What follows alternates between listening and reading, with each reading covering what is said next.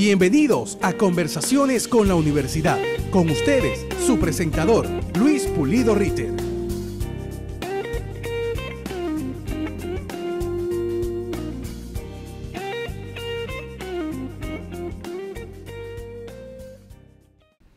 Buenos días.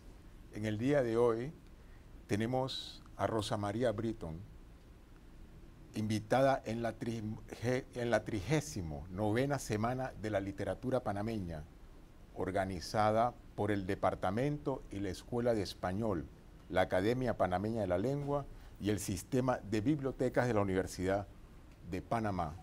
Ella, la doctora Britton, es escritora panameña, nacida en la ciudad de Panamá, es doctorada en Medicina por la Universidad de Madrid, ha ejercido como destacada especialista en oncología, es autora de las novelas El ataúd de uso, El señor de las lluvias y el viento, No pertenezco a este siglo. En cuento también ha publicado ¿Quién inventó el mambo?, en teatro Banquete de despedida, Miss Panamá, en ensayo La costilla de Adán. Ha obtenido 6 veces el premio Ricardo Miró en novela, cuento y teatro, y es presidenta de la Fundación Biblioteca Nacional de Panamá. Debo confesar, Rosa María, si puedo llamarle Rosa María, claro que sí, ¿verdad? Que al preparar su currículum me pregunté, bueno, ella es escritora, es doctora, tiene una larga trayectoria, y tuve que hacer un apretado resumen. Pues sí, claro.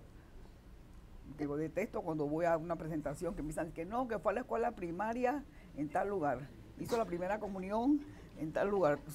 Es que me pone frenética esa cuestión, porque eso no es importante.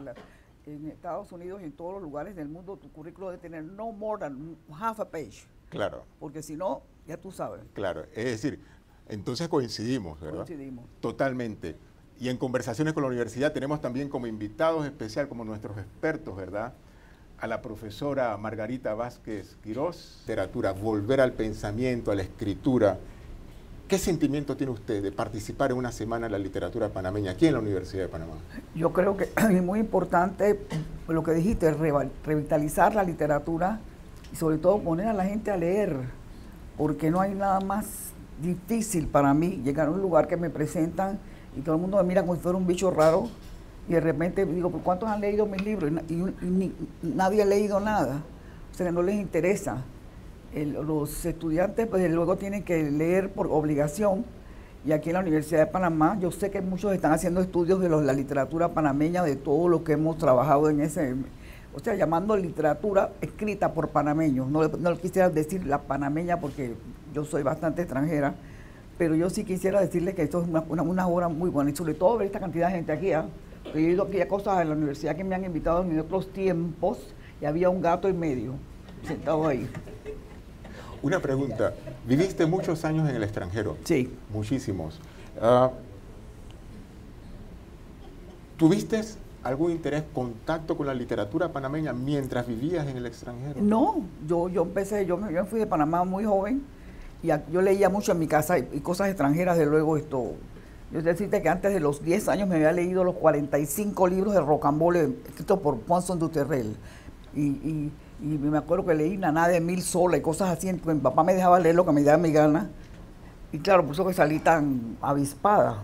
Y yo preguntaba, ¿por qué esa mujer, qué hizo para que la castigaran así, etcétera? Y después me fui para Cuba y ahí me empaté por la literatura cubana, porque la escuela de Cuba en esa época era muy buena. Tenía que estudiar historia, geografía, literatura. Me acuerdo que cuando me pusieron la montaña mágica, le cogí una rabia a Tomás Mann. Imagínate, en una escuela secundaria que te pongan a leer la montaña mágica. La montaña mágica. Que es una novela. Y ahí me fui educando en la literatura de todos los países y todos lados, y sobre todo cubano, que ellos enfatizaban mucho la literatura de los que vivían en los grandes escritores cubanos del siglo XIX y del siglo XX. Y después me fui para España y teatro, literatura española, el gran Lope de Vega y compañía, etcétera, etcétera. Y luego para Estados Unidos, inglés. mucho, yo leo mucho en inglés porque me encanta. Y entonces volví a Panamá y entonces ahora tuve que empezar aquí a enterarme quiénes escribían aquí. Yo nunca había leído a Sinan antes de irme de Panamá, ni nunca había leído a nada. Me acuerdo que una vez fui a almorzar con Sinan, que me invitó uno de los otros escritores para que lo conociera. Y llegué yo, era muy guapetona en esa época, eso fue hace como 20 años. Y llego yo y tenía un vestido así, y Sinan, estábamos almorzando y dice, mango, mango. Entonces, yo me quedé así, digo, y el otro estaba al lado mío, me pateaba, y yo decía, pero mango, mango. Y me dice, tienes que leer. El viejo me decía, mango, mango, mirándome los mangos, ¿no? Que puedo decir que me parece que estaba el poeta John Inecuendala ese día ahí, que estaban atacados de la risa, y yo de boba dije, ¿qué le pasa a este señor? Era un hombre muy simpático. Muy simpático. Sí. Es decir, Sinan tenía un buen sentido del humor. No, él me llamaba a la oficina y me decía, doctorcita, ¿qué usted está haciendo? Y digo, maestro, quiero que le gustaba ir a almorzar al Jade Verde, Corvina en agridulce. Eso es lo que le gustaba. Muy bien. Y venían otra gente, pero yo siempre yo llevaba, porque yo creo que al viejo le encantaba verme también la cara, ¿no? Pero eso es punto aparte. Claro, es decir, me parece muy bonito lo que dices. Yo creo que por ahí dicen algunos filósofos que el buen humor, el humor es la mejor señal de inteligencia. De inteligencia. El tener humor. Sí, lo voy. ¿Verdad? Sí, no, aquí hay unos cuantos poetas amargados que no tengo nada que ver con ellos. Pero esa gente que dice que miran la página en blanco y entonces no pueden escribir más y no sé qué. Ay, no, hija, no, por Dios, sigue para adelante y entonces piensa en otra cosa. Y a lo mejor algo te sale mañana, ¿no? Claro. Es decir, me gustaría que nos hablaras un poquito de esa Habana que conociste, de esa Cuba que conociste. Mira, yo escribía, sí. La Habana era paraíso encantado, como dice Olga Guillot. En los años 50, La Habana brincaba, a pesar de que hubo un golpe de Estado en el 52, pero no se sentía, porque se convirtió en un centro donde iban todos los artistas habidos y por haber. Yo he visto a Jacqueline François, he visto ¿cómo se llama?, Edith Piaf, a Nat King Cole, de todos los grandes que venían de afuera y los de Cuba también, la Guillota, Benny Moré, y la Habana era un salseo horrible de cabarets y de cosas, y entre tanto lo malo se estaba infiltrando, ¿no? Y sobre todo que en Cuba fue el primer país de América Latina que tuvo televisión, y el primer país de América Latina que tuvo televisión en colores también.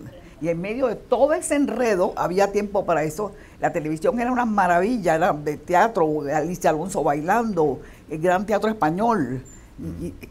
¿Y cómo fue para ti, saliendo de La Habana, llegar a Madrid? Porque era la época franquista. Sí, tuvimos que ir de ahí porque cerraron la Universidad de La Habana cuando ya la cosa se puso candente entre Fidel y el Fulgencio Batista y Saldívar. Y llegué a Madrid y nos encontramos una España del siglo XIX. Con decirte que nos andábamos con pantalones por la calle y un policía vestido todo de blanco nos detuvo. Señoritas, inmediatamente idos a su casa y cambiaros. Una mujer decente no anda así por la calle.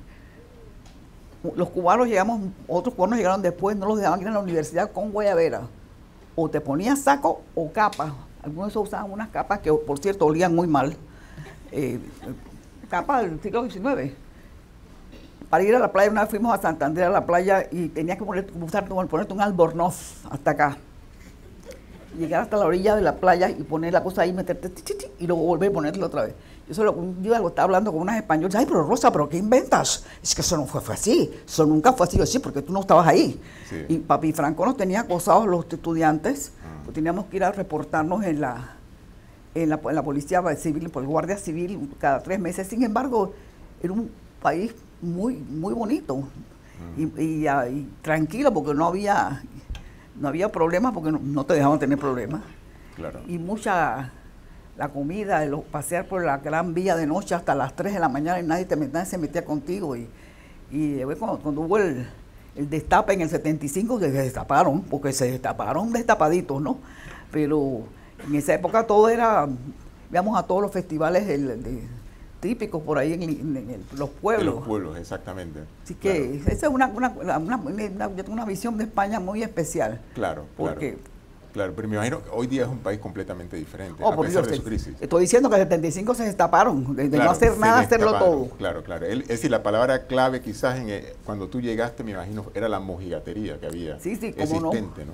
Íbamos a ir a la mezquita de San Antonio, a la orilla del Guadalquivir, a ver las mujeres cantando, pidiendo novio, y todas estas, los bailes los bailes esos típicos de Madrid.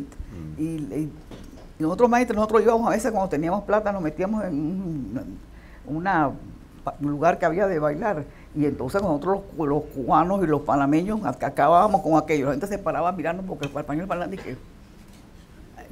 Claro, es decir, todas estas experiencias tuyas en La Habana, en Madrid, en los Estados Unidos, conscientemente, ¿las has querido trabajar en la literatura? Claro que sí, la última novela que yo escribí sobre Cuba. En todas íbamos a ser reinas, bastante, lo que pasó ahí cuando estábamos en el colegio en Cuba y después cuando nos fuimos para España. Sobre todo esta última novela que escribí que tiene mucho de Cuba. ¿Por qué ahora revertir a eso? No sé. Pregúntame, después de tantos años de repente me pongo a pensar qué pasó en Cuba en esos años. Y eso fue todo lo que escribí en esa última novela acerca de La Habana. ¿Nostalgia quizás? No sé. Yo tuve la suerte de poderme ir de ahí cuando pasaba, pero mi madre estaba allí con nosotros y mi papá es yo soy nieta de guajiros y mis padres, mis abuelos tenían vega. Precioso ver la vista de una vega de tabaco cubierta con ese manto blanco que le ponían encima. Mi tío Pía, se me olvida cuando la primera vez que yo llegué ahí me dice, este tabaco que está aquí, con este se hace el tabaco de un hombre muy importante que vive en Inglaterra, me dijo. Y me quedé así, ¿qué está hablando? De Churchill. Dice, esto estoy hablando de 1949. 49, claro. Y decía, esto fue un señor muy importante de Inglaterra. Yo lo escribí así en una de mis novelas y nadie me ha corregido. ¿Verdad? ¿Por qué tú pusiste eso? Nadie ha preguntado. Nadie la ha corregido. No, nadie me ha preguntado eso qué significa. Claro. Y después cuando... Y aquella cosa que tenía, para que tú veas, mi familia, todos en Cuba están ahí, se quedaron ahí en La Vega. Ya no es Vega, porque cuando llegaron los rusos, les dijeron que no podían plantar tabaco, sino plantar tomates, y los tomates no funcionaron, y La Vega se fue al diablo. Así claro. Es que sí. Claro, claro. Y la novela esta, Ataúd de Uso, que fue tu primera novela, ¿verdad? ¿Fue tu primera novela o lo primero que diste a publicar? No, la primera novela, la primera vez que me senté a escribir, porque yo estaba directora del oncológico. Y había el ministro que estaba de salud. Aquí tenemos aquí en Panamá reunionitis. Nos reunimos 1000 reuniones para hacer una vaina. 1000. Y el Ministerio de Salud y el ministro nos reunía allá y era un tipo, el pobrecito está vivo todavía, ni se entera que yo hablo mal. No habló de él, pero él hablaba muy despacio. Vamos a hacer una gira. El centro de salud, la comisión. Te olvidaste lo que iba a decir después. Llegó un momento en que yo quería matarlo. Y era un hombre joven, pero hablaba muy despacio y divagaba mucho. Y a mí me empezó a entrarle el yello, porque me entró. Yo digo, o lo mato, o me suicido yo, o hago algo distinto. Y entonces cuando el ministro estaba hablando y hablando paja, yo sentada ahí escribiendo. Iba a hacer un cuento que se iba a llamar La Perla. Y el cuento aquel, mira cómo hablaba el ministro, que terminó con una novela entera, escrita a mano. Claro. Y la razón por la que fue al Miró es porque yo le escribía a mano todos manuscritos, estilo Tolstoy, porque en esa época no había nada más que máquinas de escribir. Y cuando me ponía a escribir en la máquina de escribir, qué pereza. Entonces a mi secretaria decía, ay doctor, yo me puedo quedar después, y si usted algo, no, como no quédate, me esperaste, y escribiendo. Yo lo veía que se reía ella sola. Y entonces cuando terminé, ay doctor, yo quiero llevarles un concurso aquí en Panamá. No tenía idea lo que era el Miró, no tenía idea. Y entonces entre ellas cogieron que lo empacaron y todo y se fueron para allá a llevarlo, fantástico. Yo me gané el Miró el mismo día que a García Márquez le dieron el Premio Nobel de Literatura. En el periódico, que lo pueden buscar por ahí porque en la biblioteca está, García Márquez se llama el Premio de Literatura y Rosa María gana el Miró. Y mi hijo, que llegó de la escuela corriendo, pues estaba la cosa que me iban a ganar el Miró, se puso a leer, que nunca leí, yo no sé por qué le dio por leer ese día. Y dice, ay mami, ¿por qué no te dieron el Nobel mejor que eso es más plata? Y desde entonces en mi casa se dice el Premio Nobel. Noble. Walter. Muy bueno, muy bueno. Muy bueno. Bueno, bienvenido sea, es decir, ese ministro que fue, quizás no el inspirador, pero fue, digo, y si yo cada vez que lo veo por ahí me río sola porque si supiera. Si supiera. Y sí, igualito.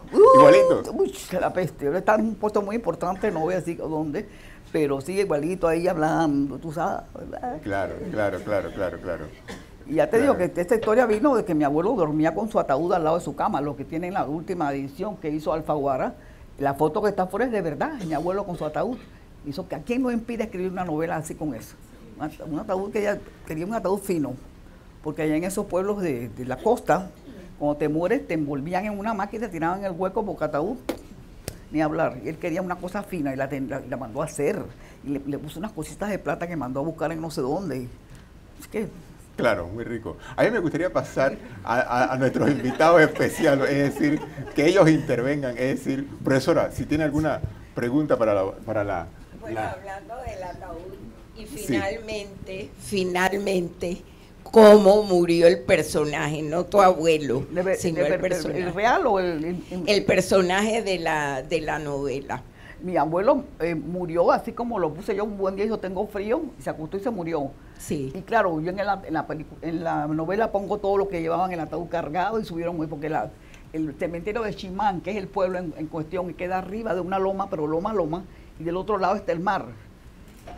Y entonces iban subiendo con aquella cosa y yo lo fui subiendo y luego de repente se resbalaron y el ataúd fue a parar al mar. Sí. Eso no es verdad, mi abuelo quedó. Entonces mi tío, el hermano de mi mamá, que nunca llegó porque vivíamos aquí en Panamá, ay, Carmelita, pero ¿cómo es posible que mi papá se le haya ido el ataúd al mar? Dije, no, mollito, es que esto es una cosa que escribió Rosa María. Y dice, sí, no, pero sí, ella no dice mentira. Pero para mí es significativo eso, el ataúd por el que el hombre luchó, no tu abuelo, el hombre luchó toda la vida, se va al mar, porque es que en ese pueblo perdido allá en la nada, ha venido entrando toda la rastra de lo malo, ¿no? La cantina, la mujer que se entrega, es decir, ha ido entrando lo malo de la sociedad, y la respuesta final de la novela es terrible, ¿no? Porque aquella aspiración de tener un final decente, elevado, se va en el mar. Esa fue mi interpretación del final de la novela. Y lo que te digo es que estaba Joaquín Beleño, fue el jurado, y Soledad Franco Epifanio, ¿te acuerdas de ella? ¿Verdad? Sí, que la gran claro, profesora. Soledad. Ella fue profesora mía en escuela primaria, cuando estaba aquí en María Inmaculada. Y entonces cuando llegó el jurado, dice, profesora, esa es un hombre que le gusta tener tantas mujeres. Y Joaquín Beleño, no, esta es una mujer que vivió mucho tiempo fuera de Panamá. Sí. ¿Qué palabra vio él ahí que le pareció? Así mismo lo dijo. Y después cuando estaba hablando con ellos, Soledad, que después quedó de paciente en mí, y la vi mucho hasta su... Pero escribir, yo siempre digo a los muchachos, piensen lo que, miren a su alrededor, hay siempre una historia que contar, siempre. Algo que pasó, que viste, una nariz, una postura, un cuerpo. El otro día estaba, y digo yo, te miras por a tu alrededor y de repente ves un tipo bien parecido, como este que está ahí sentado, ¿ves? Y enseguida empiezas a decir, que voy a escribir. O alguna mujer, no sé, yo creo que esa es la literatura. Esa es mi literatura. Eso es, y que tú lo plasmas muy bien, porque en el ataúd de uso, a mí como lectora, me marcó una descripción que haces tú de la Guerra de los 1000 días, los hombres que mueren, pero son los ojos de los muertos abiertos, y que los van enterrando, y esos ojos abiertos parecen decir horrorizados, ¿qué pasa? ¿Para dónde voy? ¿No? De modo que tú, me parece a mí, tienes una mirada incisiva que va logrando marcar elementos de la realidad que despiertan en el lector recuerdos, formas de ser, formas de sentir. Tal vez eso tenga que ver también con tu profesión. Puede que sí, pero mira, por ejemplo, la guerra de los 1000 días, que yo describí también la batalla del puente de Caledonia, la describí de boca de uno que estuvo ahí, mi abuelo. O sea, que eso fue una descripción que mi abuelo dice, no, porque cruzamos, íbamos dando vivas, íbamos los sombreros y no sé qué, todo eso que yo puse ahí es mi abuelo. Mi abuelo fue herido en la batalla del puente de Caledonia, y entonces él dice, y entonces cuando estamos en el fragor de la batalla, un caballo, no sé qué, el caballo del presidente Porra me cayó encima. Y yo me fui caminando despacio hasta Raiján, dolorido y herido. Dos cosas me han pasado con ese episodio. Primero, que un chiquillo, no sé dónde, me dice, fue caminando a Raiján y cómo cruzó el canal nadando. Y segundo, que cuando me fui para aquí había muy poca historia de la guerra de los 1000 días. Hay una chiquitita así de Castillero por ahí, pero chiquita. Sí. Y me fui a Colombia, que tenía un congreso de oncología, y me puse a buscar. Cuando estaba la guerra, la batalla del puente de Caledonia, Porras estaba en Chiriquí. Entonces hoy le pregunto a mi mamá y mamá, porque mi abuelo siempre dice que el caballo de Porras le cayó encima. Y dice, ay, mijita, es que tu abuelo es tan embustero, que si se le iba a caer un caballo encima tenía que ser por lo menos el del presidente, ¿viste? Pero esas son cosas que se quedan en la mente, que dice, pero ¿cómo es posible? Míralo, mira, ¿cómo es posible que él diga eso?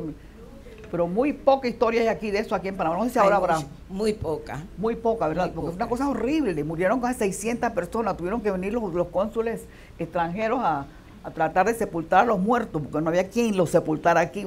Algo horrible. Y mucha gente no sabe ni dónde quedaba el puente de Caledonia tampoco, ¿no?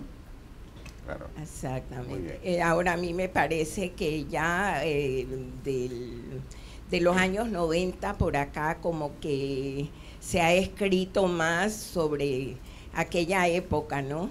Tenemos más información y hay que pedirles a los estudiantes que lean toda la historia nuestra y que la verifiquen, vamos a decir así, en la literatura, porque la literatura va mostrando otra cara de la vida que no muestra la ciencia, que no muestra la historia, que tiene que ver con elementos como el amor, la vida diaria. Ahora dime tú algo sobre El Señor de las Lluvias y el Viento, una novela que a mí me encantó. Yo me acuerdo que sí, esa novela es preciosa, porque tiene una forma muy, muy bien organizada. A mí me parece que en el medio de la novela hay un encuentro de todos los personajes en el Hospital Santo Tomás. Y ese encuentro de los personajes en el Hospital Santo Tomás hace que es como un nudo, ¿no? Que logra que desde allí comienzan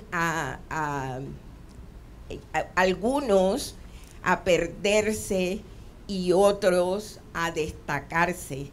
Y finalmente viajan hacia el interior, hacia el personaje principal, viaja hacia el interior, hacia la provincia, me parece a mí que es como si fuera Suero. Y allá va mostrando la vida, de eso de lo que hablábamos hace un ratito, la fiesta, que nos caracteriza, ¿no?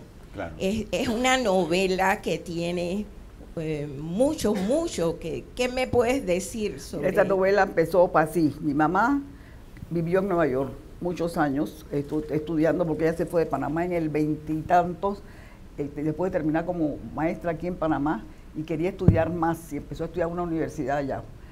Ocurrió el crash y tuvo que ponerse a trabajar en una fábrica, porque ya no había universidad ni había nada. El crash del 29, que mucha gente no sabe lo que es eso, pues la economía del mundo se fue al piso.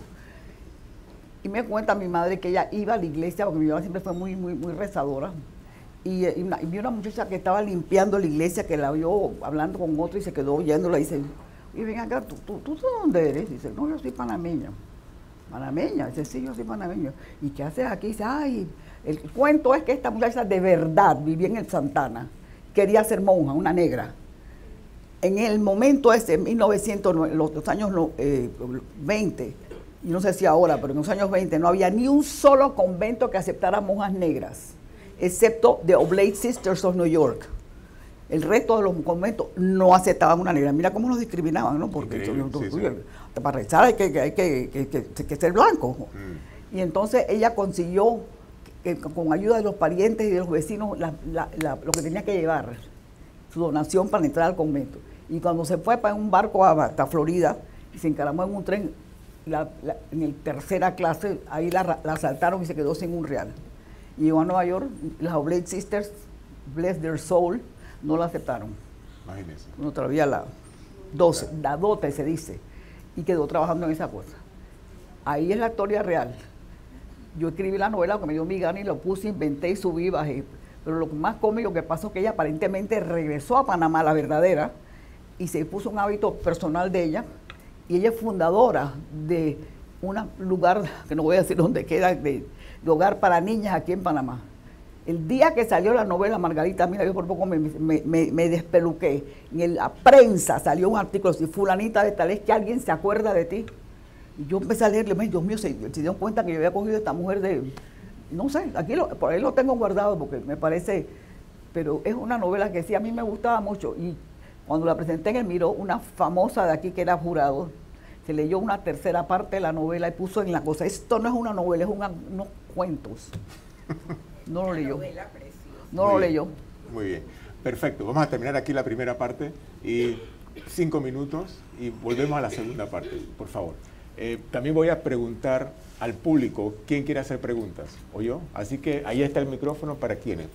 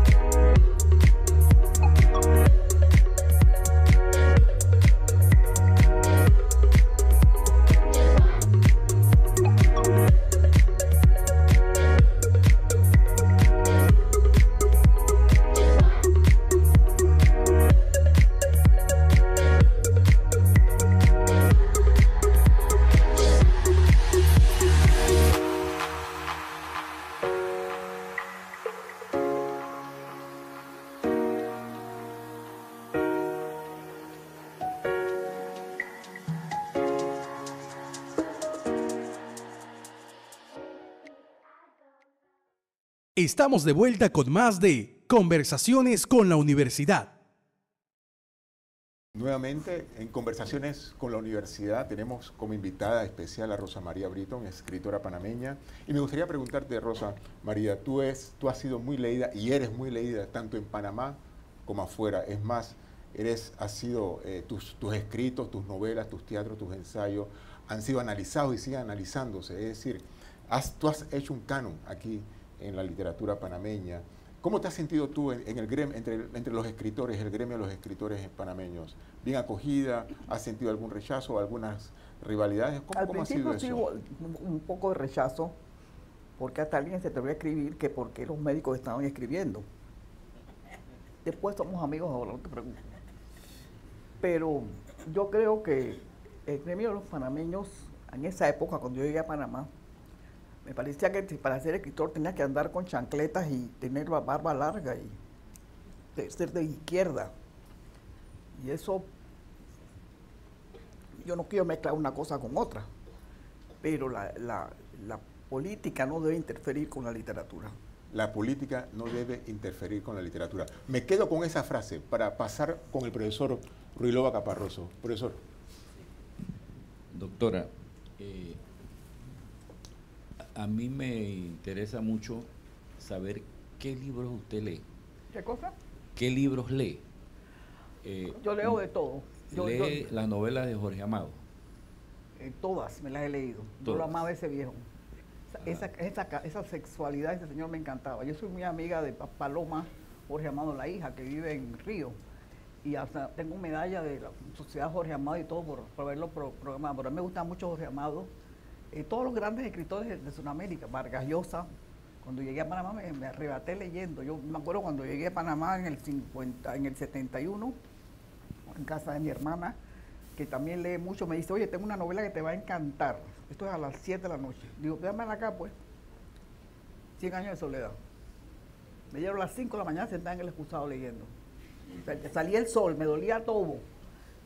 Y empecé entonces a volver a relacionarme con la literatura latinoamericana, todos, de arriba abajo, de Argentina, de todas partes, de Marco de Nevi, que nadie lo conoce aquí prácticamente, Mujica Laínez, que me encanta ese señor, yo tengo todos esos libros, la gran literatura argentina, de Perú, es que me arrebaté, porque yo he sido muy, muy lectora. Todo el mundo dirá que ¿a qué tiempo?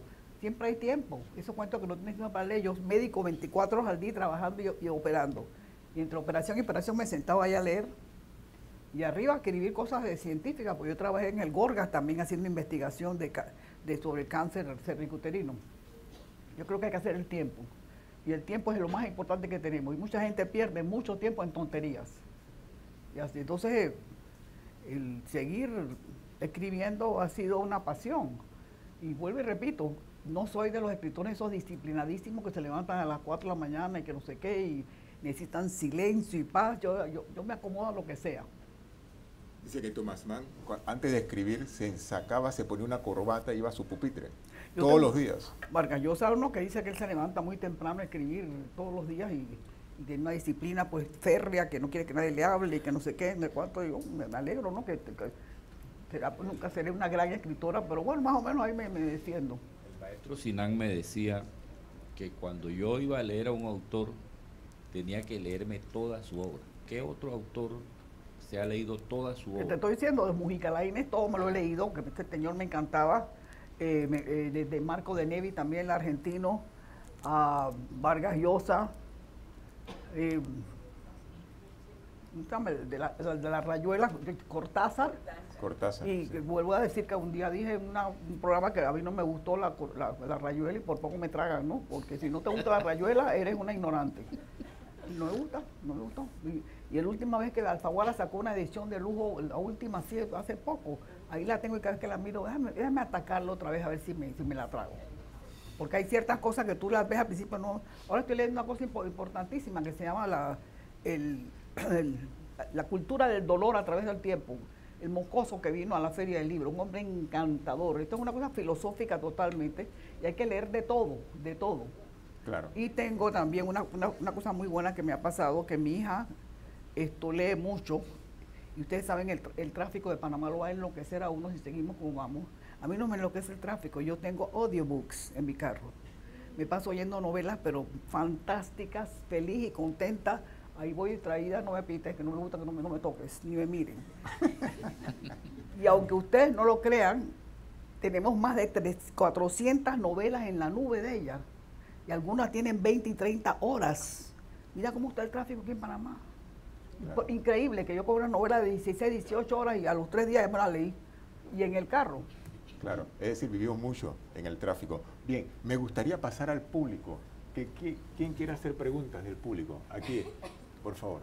Buenos días. Doctora Rosa María Britton, especialista en oncología, escritora Rosa María Britton. Dos personajes. ¿con cuál de los dos se identifica más Yo y siempre- cuál de los dos admira usted más? Pues yo me casé con la medicina y mi amante es la literatura, así que eso siempre hay que tener hay que tener un tapafrío al lado, ¿no? Definitivamente. Así que Sí, sí, ahí sí. te lo contesto. Ah, sí, muy bien, muchas gracias. Ok. Otra pregunta, por favor, del público. Sí. Bien, yo quería decirle, doctora, primero que nada, que su personalidad me atrae. Sí. Aparte de eso, me impacta también. En Mira ese que sentido, todavía, que yo todavía tumbo. el éxito de sus obras literarias se debe a esa personalidad extraordinaria y espontánea que usted tiene, o al revés, su personalidad es así, extraordinaria y espontánea debido a sus obras literarias. Yo siempre he sido así, créemelo, he sido muy estudiosa, muy extrovertida, muy directa, me ha traído algunos problemas. Por ejemplo, cuando estaba en la escuela ya las reinas, padre Ram, que era el que nos seguía, oiga padre, Adán y Eva, y Caín mató a Abel, ¿y de dónde salimos nosotros, padre? Y el padre que no, ve y lea no sé qué. Después me manda, váyase a leer la biografía de Santa Rosa de Lima. Padre, esa mujer necesitaba un psiquiatra. Amarramos una cosa en la cintura y tirándose en un pozo y dando que la picaran los mosquitos. Se quedaba pensando, el cura no sabía qué hacer conmigo. Y dice, San Francisco de Asís, no, porque tú, San Francisco de Asís, nada que ver. San Francisco Javier, el guerrero, léete esa cosa. Yo creo que es el producto de tanta literatura y tanta cosa muy joven. Y como acuérdense que en los años 40 no, yo no tenía teléfono ni televisión, ni así que era libro me tragaba libros que ustedes no se pueden imaginar cuando era una niña. Y eso, cuando veo, por ejemplo, toda esa cosa que hay discusión de la literatura juvenil, yo digo, pero ¿eso qué es? Los niños se les puede dar algo que puedan ir captando.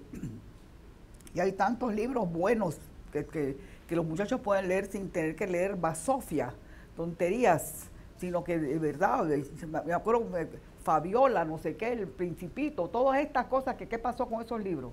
Los han excluido de las escuelas, ¿qué les están enseñando? Así es que yo sí creo que lo más importante es enseñar a los niños a abrir la mente y a leer. Nosotros tenemos un club de lectores avanzados en la Biblioteca Nacional y ustedes no se pueden imaginar esos peladitos de tamaño que andan con un libraco en la mano leyendo. No se puede imaginar, chiquillitos de 11, 10 años, 9 años. La mayoría son hijos de extranjeros, desgraciadamente, lo voy a decir así. Algunos son hijos de profesoras o maestras. Pero admirándolos y diciendo, yo no era la única la que leía así que va. Hay otros que están así también. Claro. No. Claro. Otra pregunta, por favor, del público.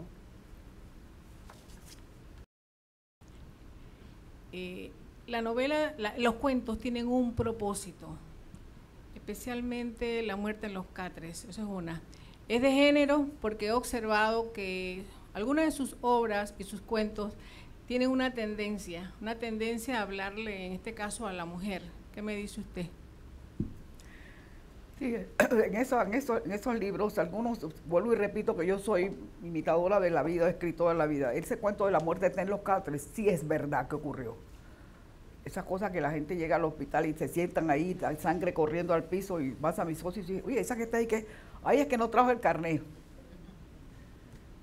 Y era una chola que habíamos operado de una histerectomía radical 3 semanas antes porque tenía un cáncer de cervix, una operación muy extensa.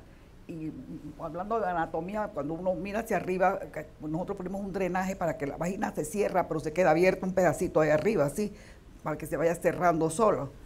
Y cuando le pusimos boca arriba estaba sangrando, pero estoy hablando que sangrando.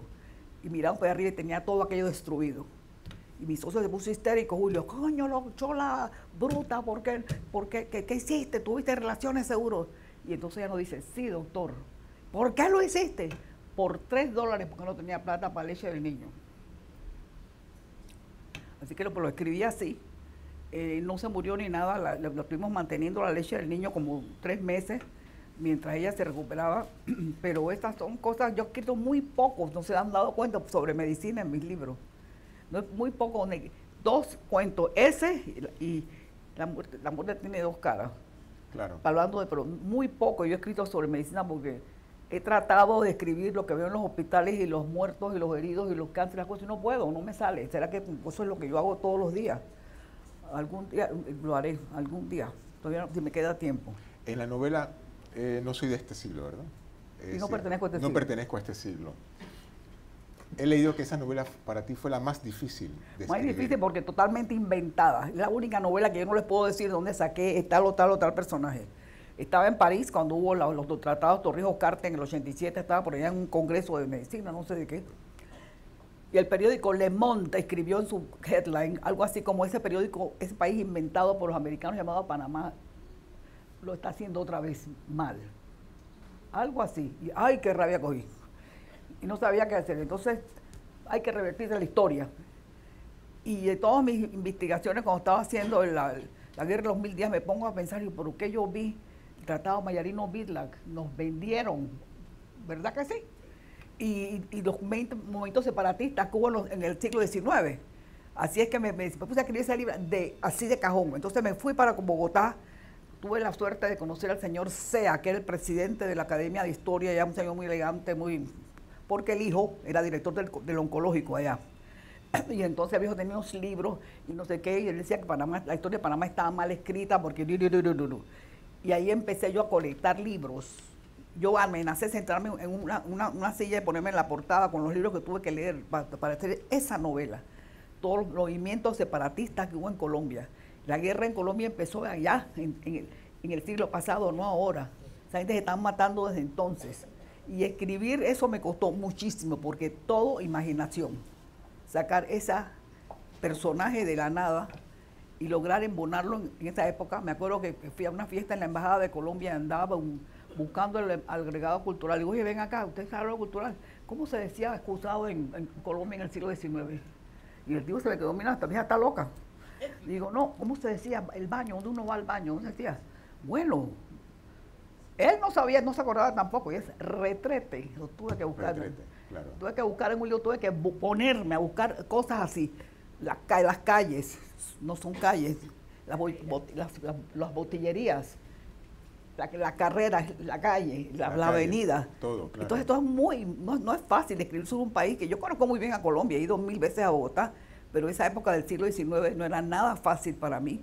Y entonces por eso escribí esa novela y creo que es la que más me ha costado de trabajo y creo que está muy buena. Sí, claro que sí, es una novela muy importante en la historiografía de la literatura panameña. Y para finalizar, Rosa María, todos sabemos aquí que la escritora Rosa María Britton es beligerante en este país. No hay tema, Rosa María Britton, importante en este país, por ejemplo, la Ley 61, el asunto del aborto, muchos otros temas más que a ti se te busca para que des tu opinión. Esa situación de ser beligerante en Panamá, ¿qué significa para ti? O sea, no es ser beligerante, es ser justa. ¿Quién puede ver niñas de 10 años pariendo, Dios mío? Que en un país donde una niña se embaraza y no hay una sola persona presa, ¿ok? Entonces, esa sí a mí me molesta, porque yo siempre estaban preocupados por tantas tonterías. Esa parte como que, y no me saques la religión, por favor, que me empieza a bibliar a mí, lo bibleo yo, porque yo me conozco la Biblia de arriba abajo. De eso no quería hablar hoy. Bueno, entonces que todo el mundo inventa su Biblia a su manera, cogen un pedazo. Bueno, si tú no quieres hacerte un aborto, no te lo hagas, mija. Claro. O hay gente decir que no ninguna cosa puede tener un aborto. Yo tenía que hacer aborto de mujeres que querían el embarazo, pero que tenían un cáncer arriba del embarazo y hubo que hacerlo para poder tratarlas. Pacientes con una sociedad de hipertensión maligna, que tiene que hacerle un aborto porque si no se muere ella y el bebé. Y entonces la gente dice, no, porque de ninguna manera, entonces yo pues me pongo beligerante. Por eso es que nunca he podido entrar en política ni nada de eso, porque me han pedido 1000 veces, porque no creo que mi temperamento aguante esa caterva de idiotas que se mueven en los partidos políticos. Y las mujeres tenemos que saber defendernos, tenemos que saber respetarnos y que nos respeten. Si tú no quieres tener relaciones, no las tengas. Si tú no quieres que tu hija tenga educación, no se la des, pero atente a las consecuencias.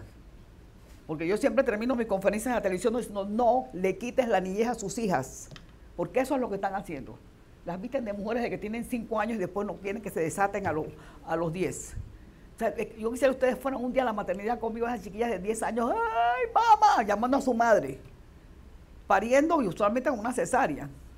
Son 30% de nuestras niñas que paren condenadas a la pobreza. Claro, Entonces, ¿qué clase de país vivimos? claro. Hazme el favor. A mí me van a mandar un, ¿cómo se llama? Un fatuá esos de Roma. Sí, sí, no. Te van a excomunar. ¿No? Excomunar, correcto. Bien, a mí me gustaría terminar esta entrevista contigo aquí de Conversaciones con la Universidad y por favor pido un aplauso del público para nuestra invitada de hoy. Gracias a ustedes. A ustedes.